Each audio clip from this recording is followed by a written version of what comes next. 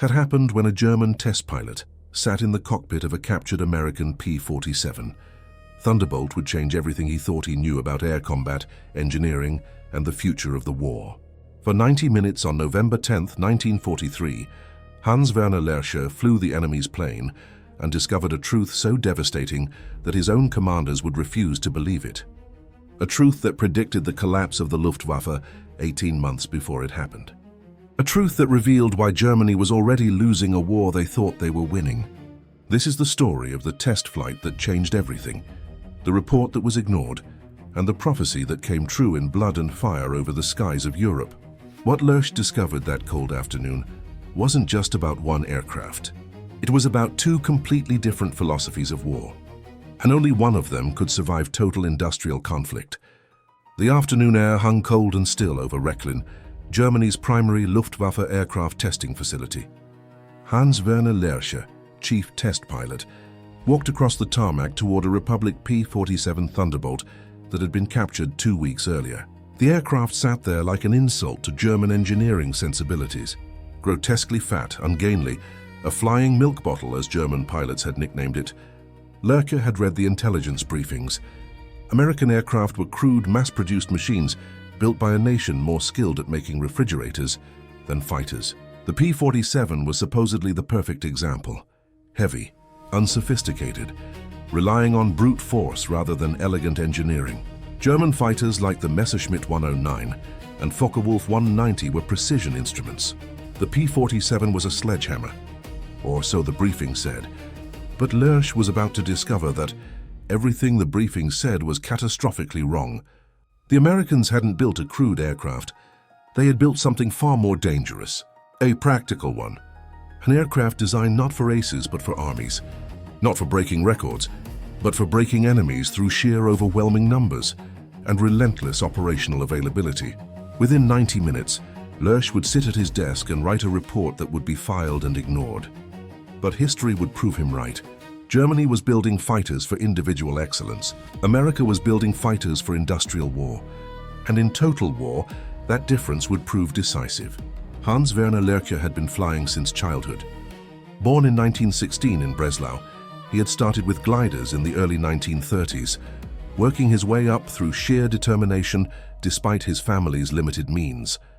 When Hitler came to power and Germany began its secret rearmament, Lerche found opportunities opening up. By 1939, he was a test pilot at Rechlin, the Luftwaffe's equivalent of the American Wright Field or the British Farnborough. Unlike combat pilots who flew one or two aircraft types extensively, Lerche flew everything. New German prototypes, production aircraft, captured enemy planes. His logbook would eventually record over 120 different aircraft types. He was a trained aeronautical engineer, and his reports were known for brutal technical honesty. When an aircraft was inadequate, he said so.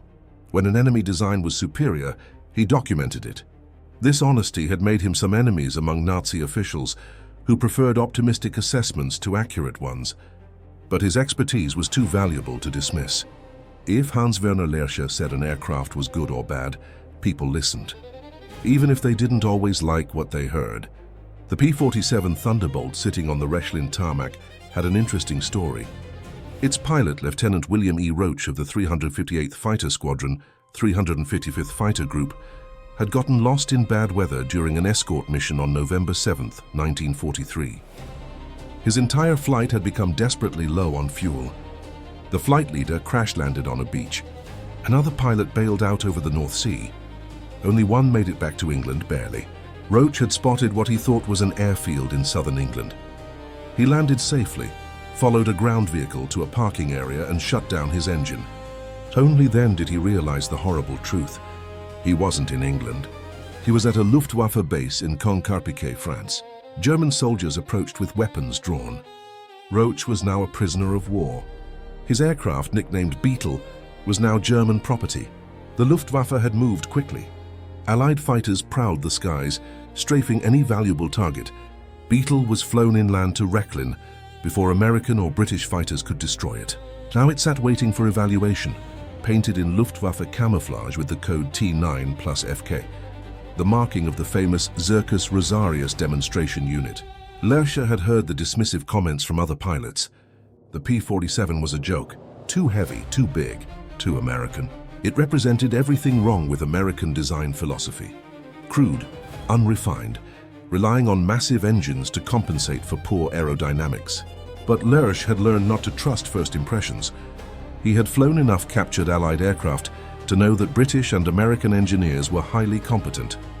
If they had designed an aircraft this way, they had reasons. His job was to understand those reasons. As he approached Beetle, he noted the sheer size. The radial engine was enormous, the fuselage built around it like a barrel. The landing gear was thick and robust. Everything about the aircraft screamed heavy. German fighters were sleek, elegant, optimized for agility and performance. This thing looked like it had been designed by shipbuilders, not aircraft engineers. Lerche began his walk-around inspection. The construction quality was immediately apparent. Clean welds, precise panel gaps, high-grade materials throughout. This wasn't crude manufacturing, this was sophisticated mass production. And there was a difference.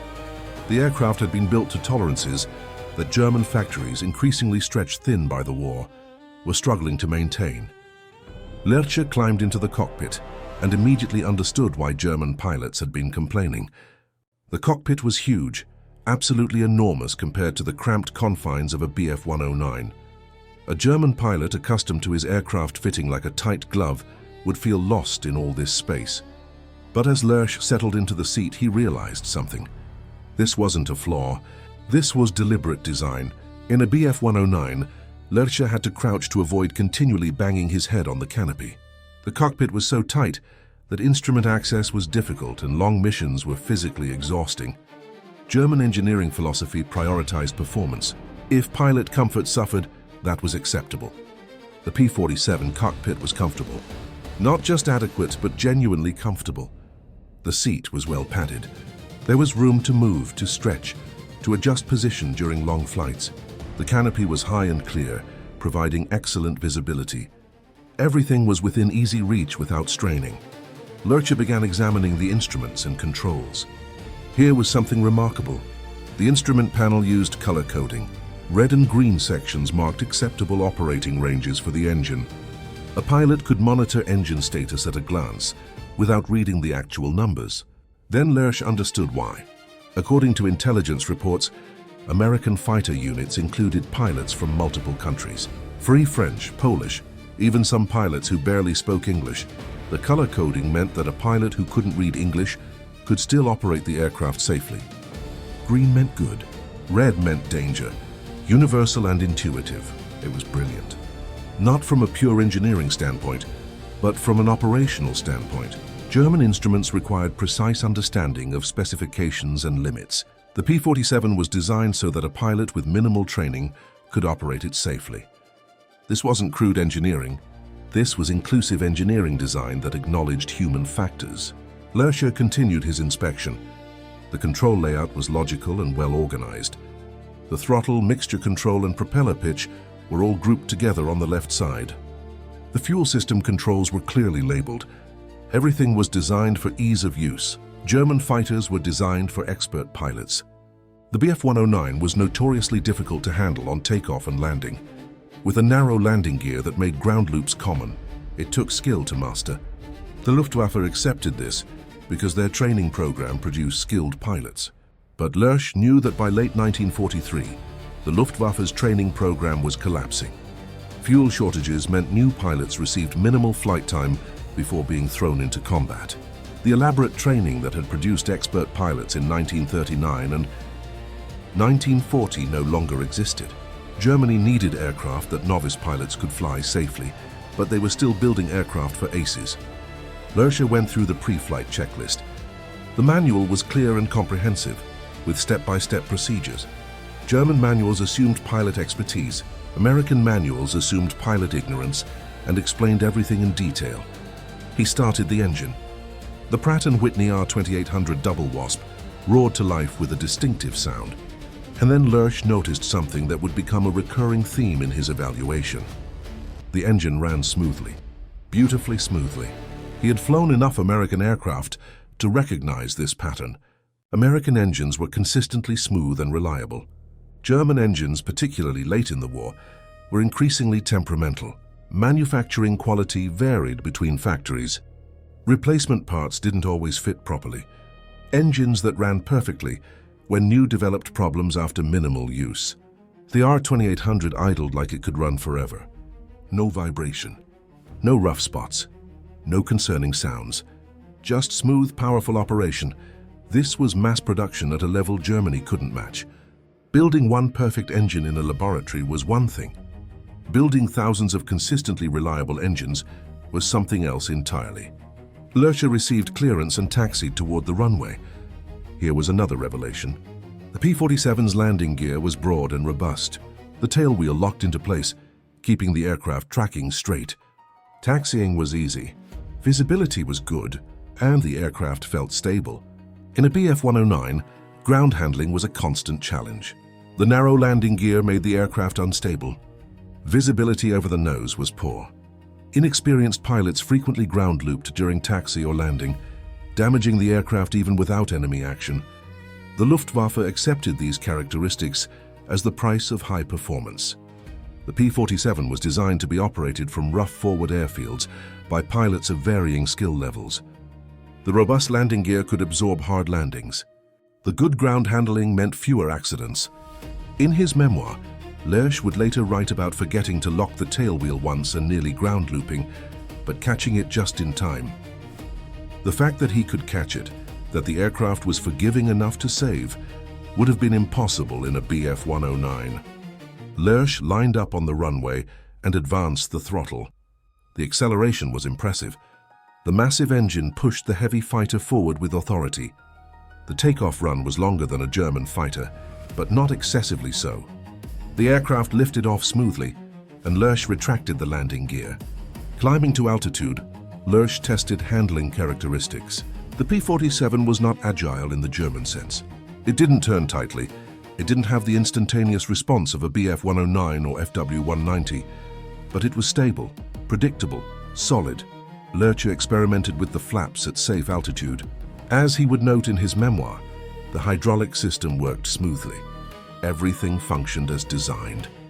There were no quirks, no unexpected behaviors, no systems that required careful management. This was the pattern emerging. The P-47 wasn't the most agile fighter. It wasn't the fastest at low altitude.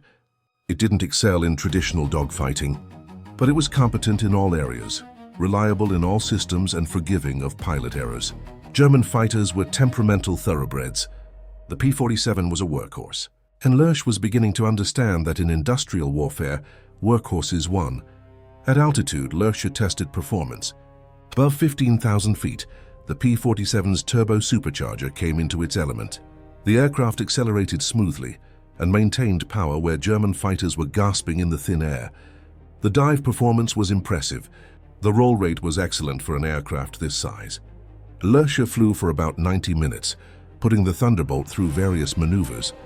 The aircraft never surprised him negatively. Everything worked as it should. The engine never faltered. The controls remained responsive. The systems remained functional. And that was when Lerche understood the deeper truth. The P-47 wasn't designed to be the ultimate fighter. It was designed to be the ultimate operational fighter. There was a difference, and it was profound. German engineers designed for peak performance. American engineers designed for sustained operations. A Bf-109 in perfect condition, flown by an expert pilot, might outperform a P-47 in a dogfight. But how often was a German fighter in perfect condition? How often were pilots experts? How often could mechanics perform the precise maintenance required? The P-47 was designed assuming that maintenance would be performed by mechanics of varying skill levels, using parts from different production batches under field conditions, possibly under enemy fire. It was designed assuming that pilots might be tired, stressed, wounded, or undertrained. It was designed assuming that aircraft would take battle damage and need to keep flying. Every design decision made sense once Lerche understood this philosophy. The robust construction, the forgiving handling, the intuitive controls, the reliable engine, all of it served operational availability. Lerche returned to Rechlin and landed. The landing was straightforward, the robust landing gear absorbing the touchdown smoothly. He taxied back to the hangar and shut down the engine. Ground crew members gathered around, eager for his assessment. What did he think of the grotesque American fighter? Lerche climbed out and stood looking at the aircraft for a long moment. Then he said something that surprised them. "It's the best designed operational fighter I've ever flown." The mechanics looked confused. Best designed. It was huge, heavy, and elegant. How could it be well designed? "It's not designed for performance," Lerche explained. "It's designed for operations. And there's a difference." That evening, Lerche sat at his desk and began writing his technical report. This was always the most important part of his job. Flying the aircraft was one thing. Understanding what it meant strategically was another. He organized his report into sections: performance, handling, systems, strategic assessment. In the performance section, he documented the facts objectively. The P-47 was fast at altitude, slow at low altitude. Dive performance was excellent. Turning performance was adequate but not exceptional. Rate of climb was good. High-altitude performance was outstanding due to the turbo supercharger. In the handling section, he noted the stable, predictable characteristics: easy ground handling, forgiving flight behavior, good visibility, comfortable cockpit for long-duration missions. In the systems section, he detailed the color-coded instruments, the intuitive control layout, the robust construction, the smooth, reliable engine. But it was in the strategic assessment section that Lerche wrote something that would later prove prophetic, even though his report would be filed and ignored. The P-47 Thunderbolt represents a fundamentally different design philosophy from German fighters. German aircraft are optimized for peak performance and assume expert pilots and maintenance. The P-47 is optimized for operational reliability and assumes average pilots and field maintenance. This aircraft is designed to be operated in large numbers by pilots of varying skill levels. The forgiving handling means fewer accidents. The robust construction means more aircraft return from missions. The reliable engine means more uptime and less maintenance. The intuitive controls mean faster training. Most significantly, every design decision prioritizes sustained operations over peak performance. The Americans have not built the best fighter. They have built the most operational fighter, and they can produce it in numbers we cannot match. Lerche paused, considering how to phrase his conclusion. He knew it would be controversial, possibly even dangerous, but accuracy was more important than comfort. Assessment. The P-47 is not crude engineering. It is sophisticated operational engineering. Germany builds fighters for individual excellence. America builds fighters for industrial war. If the Americans can field hundreds of these aircraft flown by adequately trained pilots, our numerical and qualitative advantages will be negated through sheer operational availability. Recommendation. German fighter design philosophy must incorporate operational reliability as a primary requirement, not a secondary consideration. We cannot win an attrition war against an enemy that can keep more aircraft operational more consistently. He signed the report and submitted it through channels. Lerche's report made its way up the command structure. It was read, discussed, and ultimately filed. The conclusion was dismissed as overly pessimistic.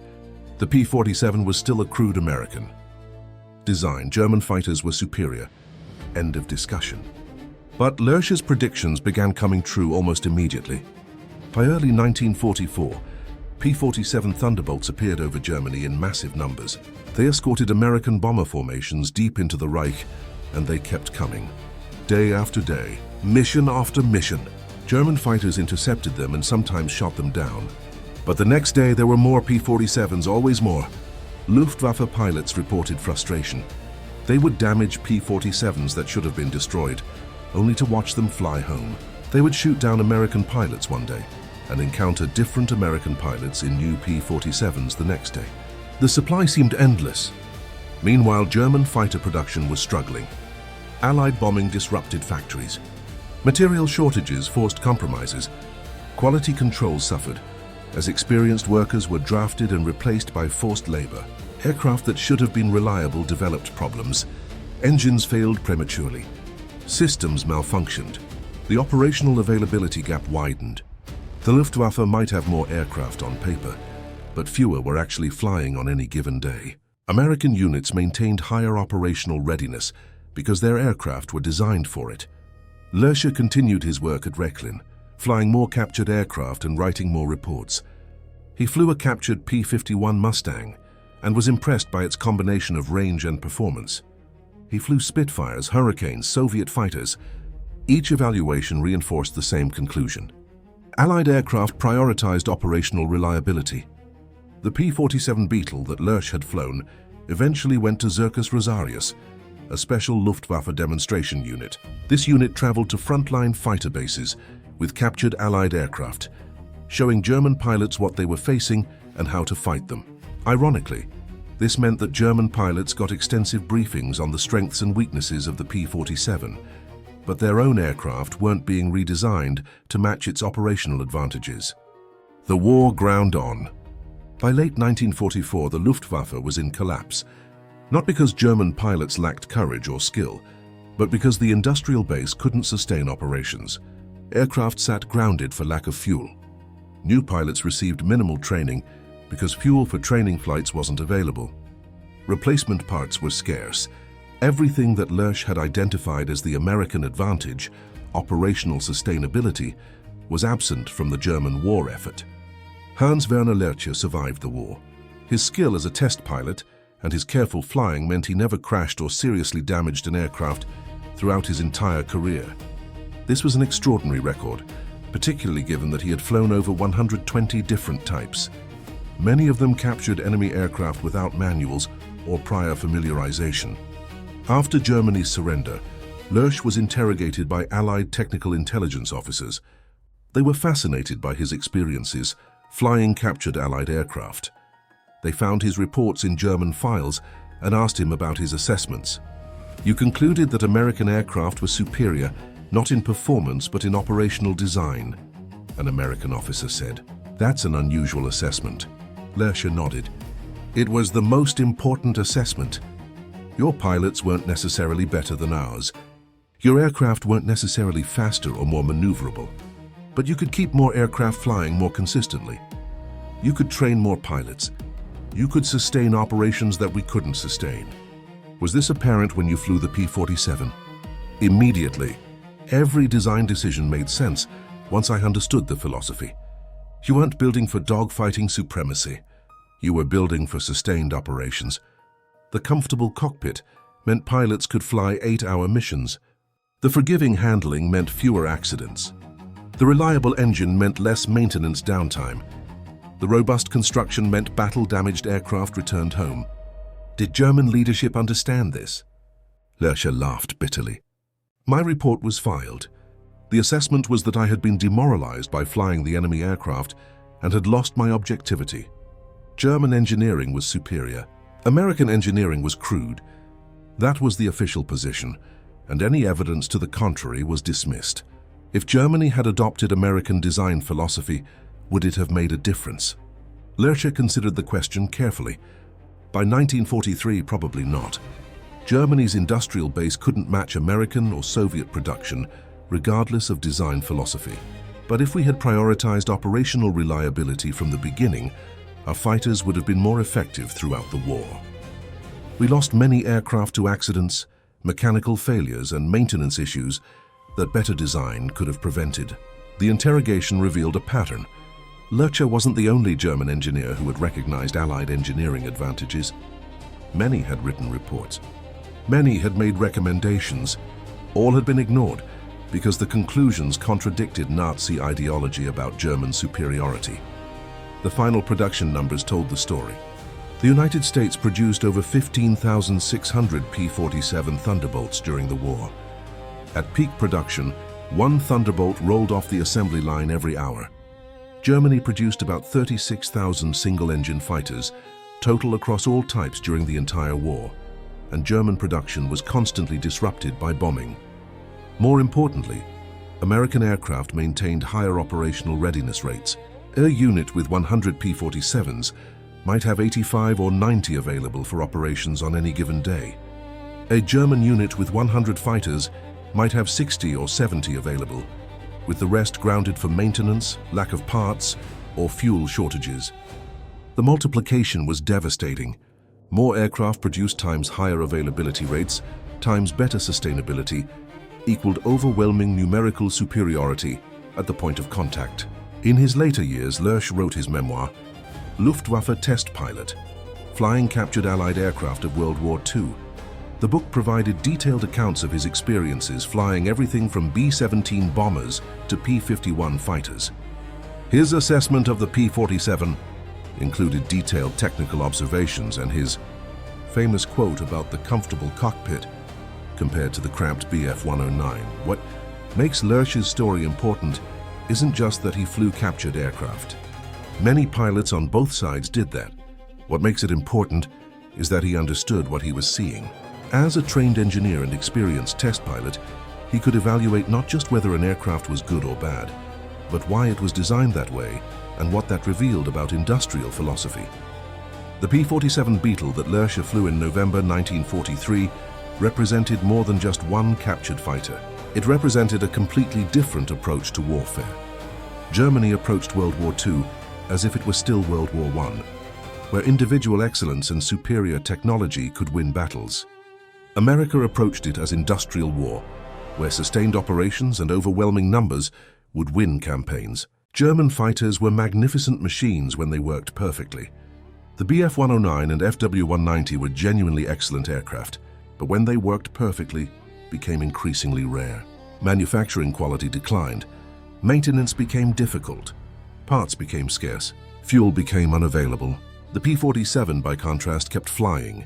It absorbed damage and returned home. It operated from rough fields. It could be maintained by mechanics of average skill. It could be flown safely by pilots with minimal training. And there were always more of them. Lerche had recognized this immediately. His report in November 1943 accurately predicted what would happen over the next 18 months. But his report was filed and forgotten because the truth was inconvenient. History is full of moments where the obvious truth was ignored because it contradicted comfortable beliefs. Hans Werner Lerche flew the P-47 Thunderbolt and immediately understood that it represented a superior approach to fighter design. Not superior performance, but superior operations.